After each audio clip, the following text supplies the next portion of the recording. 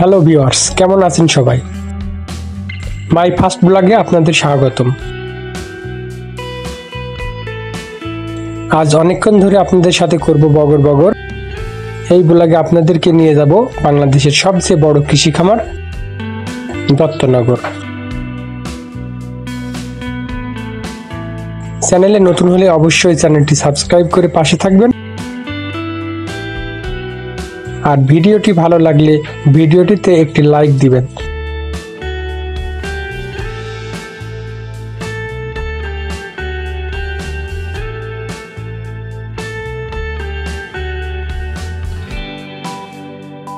তো চলুন আর কথা না বাড়িয়ে ভিডিওটি শুরু করা যাক।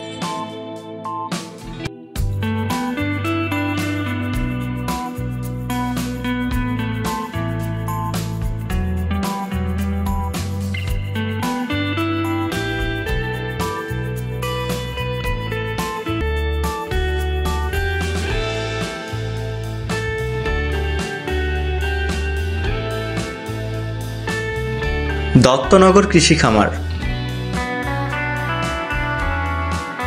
চুয়াডাঙ্গা জেলার জীবননগর উপজেলার আংশিক ও ঝিনাইদহের মহেশপুর উপজেলায় বিশাল আয়তন নিয়ে অবস্থিত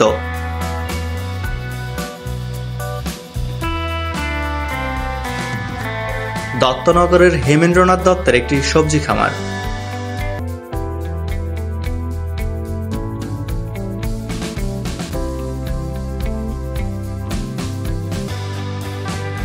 এশিয়ার বৃহৎ কৃষি খামারগুলোর মধ্যে এটি অন্যতম।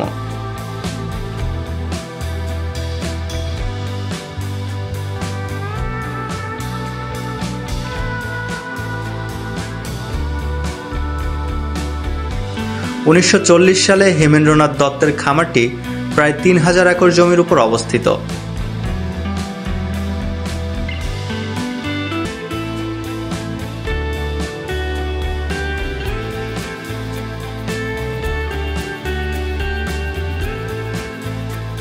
দত্তনগরে বিশাল খামারের আওতায় রয়েছে 5টি ফার্ম।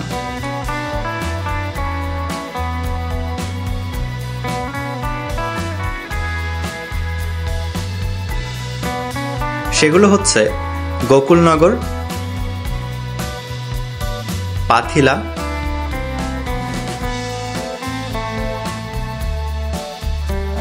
মথুরা, করিঞ্চা এবং কুশাডাঙ্গা।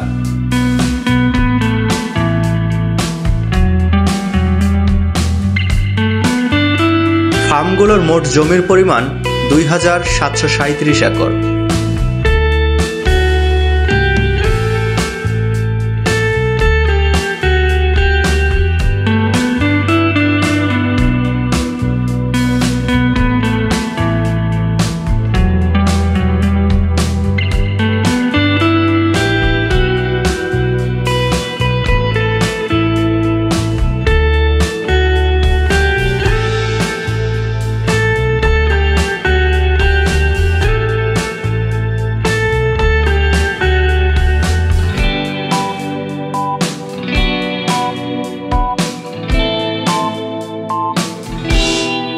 আবাদি জমির পরিমাণ প্রায় 2500 একর।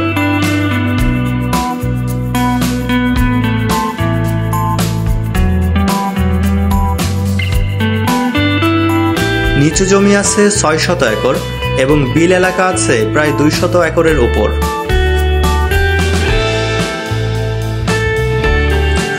(1948) সালে তৎকালীন পাকিস্তান সরকার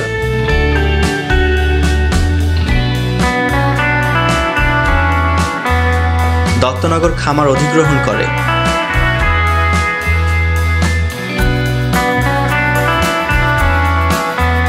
এবং কৃষি বিভাগের উপর পরিচালনার দায়িত্ব অর্পণ করা হয়।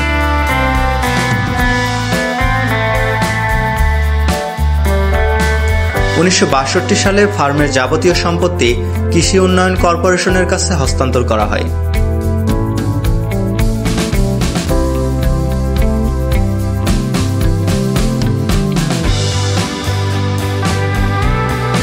সেচের জন্য বসানো হয় গভীর ও অগভীর নলকূপ,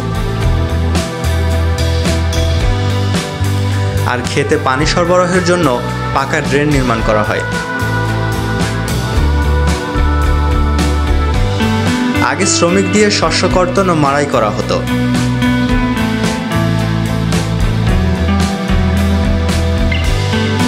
এখন বড় বড় মেশিনের সাহায্যে ফসল কাটা ও মাড়াই করা হয়।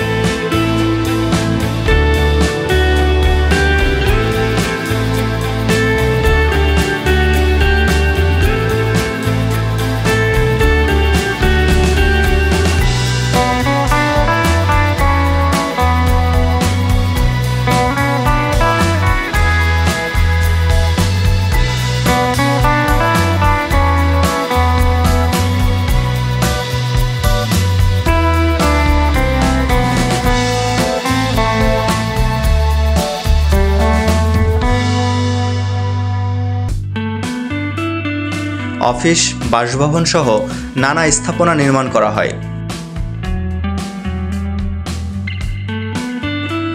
বিএডিসি বিভিন্ন শস্য বীজ উৎপাদনে খামারটি কাজে লাগায়।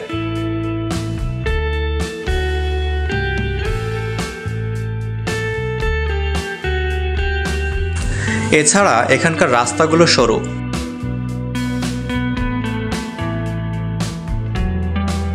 যার দুপাশে রয়েছে সবুজে ঘেরা।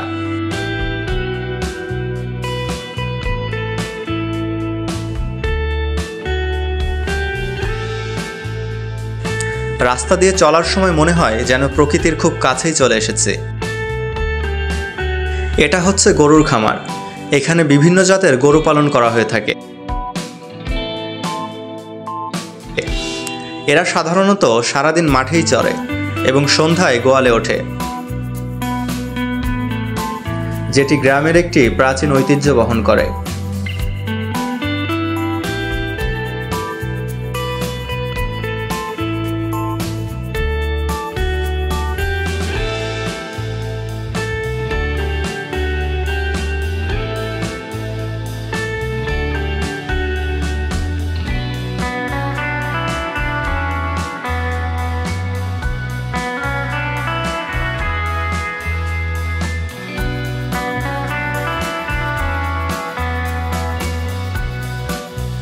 যেগুলো আপনারা ভিডিওতে দেখতে পাচ্ছেন, এখানে অনেক প্রজাতির গাছ আছে, যেগুলো আপনাদেরকে তাদের দিকে হাত বাড়িয়ে নিজের কাছে ডেকে নিবে।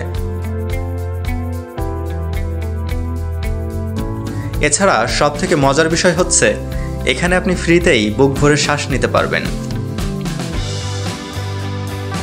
এই পথ ধরে কিছুক্ষণ যাওয়ার পর আমরা পৌঁছে যাব আমাদের সেই কাঙ্ক্ষিত জায়গায়।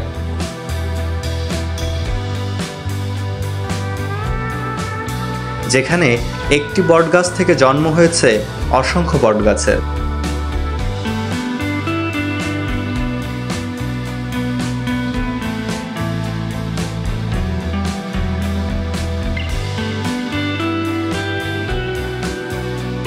তো ভিউয়ার্স, ফাইনালি আমরা পৌঁছে গেছি আমাদের কাঙ্ক্ষিত সেই ঐতিহাসিক বটবৃক্ষের কাছে। এখানে খোঁজ নিয়ে জানতে পারলাম যে আমরা যে বটগাছটি দেখতে এসেছি সেটা আর বেঁচে নেই, কিন্তু এখানে অসংখ্য বটগাছ আছে যেগুলো নাকি সেই একটি মাত্র বটগাছ থেকে জন্ম নিয়েছে।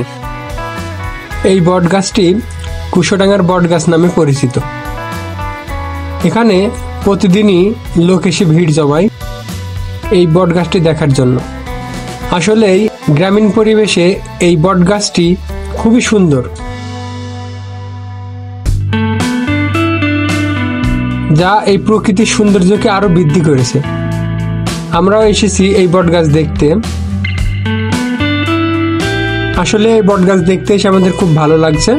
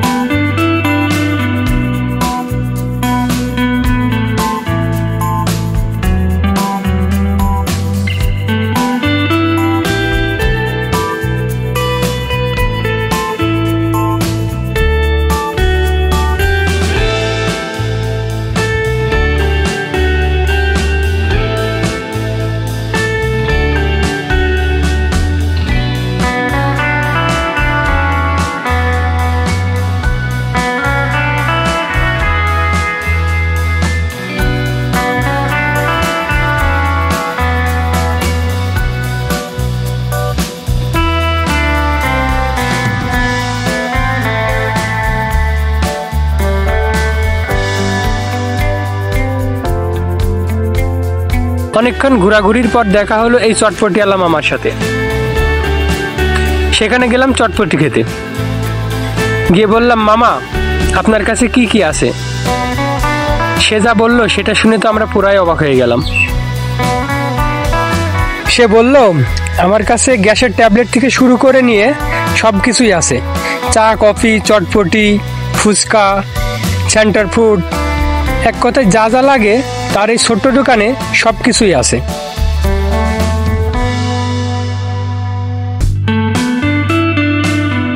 তো আমি জিজ্ঞাসা করলাম, মামা গ্যাসের ট্যাবলেট কেন? তিনি আমাদের জানালেন যে অনেকেই আছে তারা এসে বলে আমার গ্যাস বেড়েছে, আমি এখন খাবো না। তার বক্তব্য হচ্ছে, আগে গ্যাসের ট্যাবলেট খাবি, তারপরে চটপটি খাবি, কেন খাবি না? তো সেখান থেকে আমরা চটপটি খেলাম এবং ঘুরলাম। অতঃপর সন্ধ্যা নেমে আসলো, সেখান থেকে আবার আমরা ঘুরে আসলাম। তো দর্শক, আজকে এই পর্যন্তই। আবারও দেখা হবে অন্য কোনো ব্লগে, অন্য কোনো স্থানে। সেই পর্যন্ত সবাই ভালো থাকুন, সুস্থ থাকুন। আল্লাহ হাফেজ।